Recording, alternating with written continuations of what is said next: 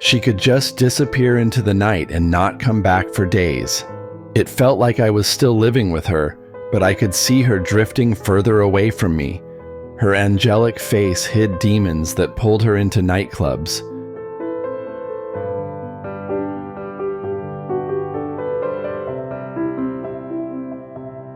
Then she would come back to our small apartment as if nothing had happened, and life would return to its balance.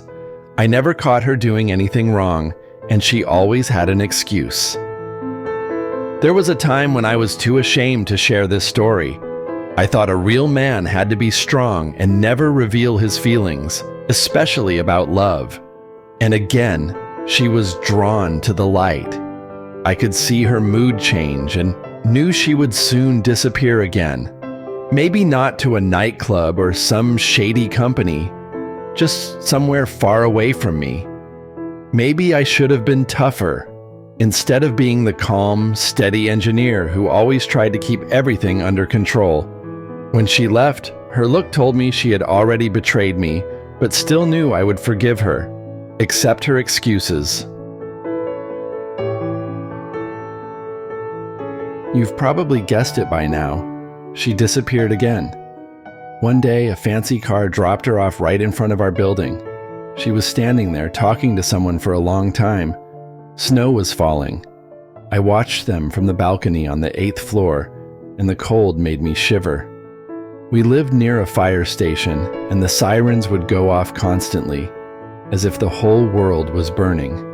But at that moment, the only fire was inside me.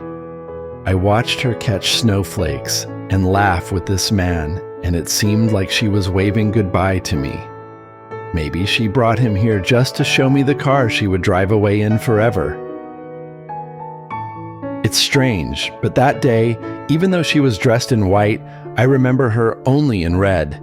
That was the day she never came back, and I was left alone.